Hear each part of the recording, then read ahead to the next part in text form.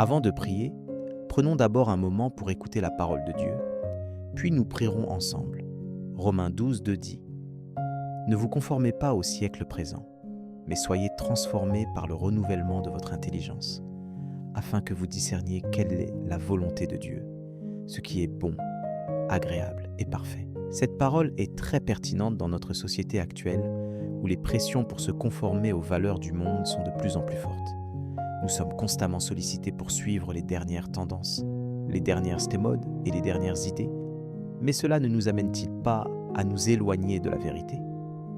Lorsque nous nous conformons aux valeurs du monde, nous risquons de perdre notre identité en Christ.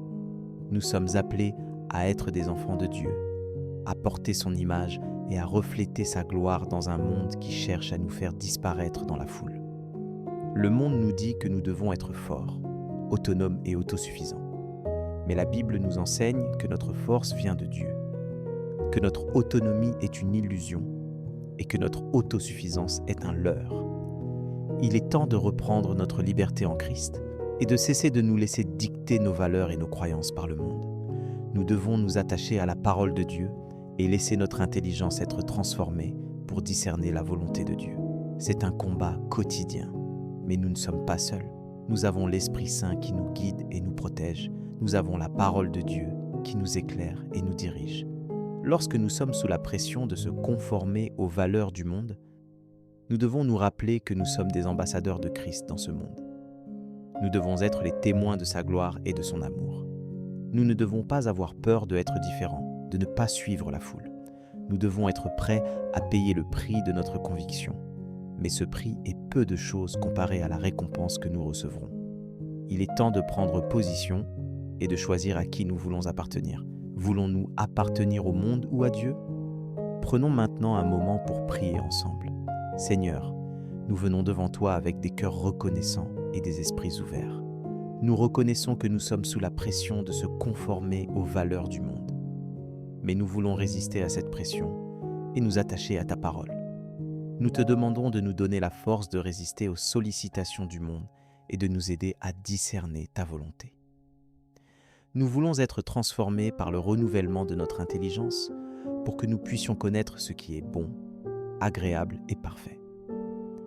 Nous te remercions de nous avoir donné l'Esprit Saint qui nous guide et nous protège. Nous te remercions de nous avoir donné ta parole qui nous éclaire et nous dirige.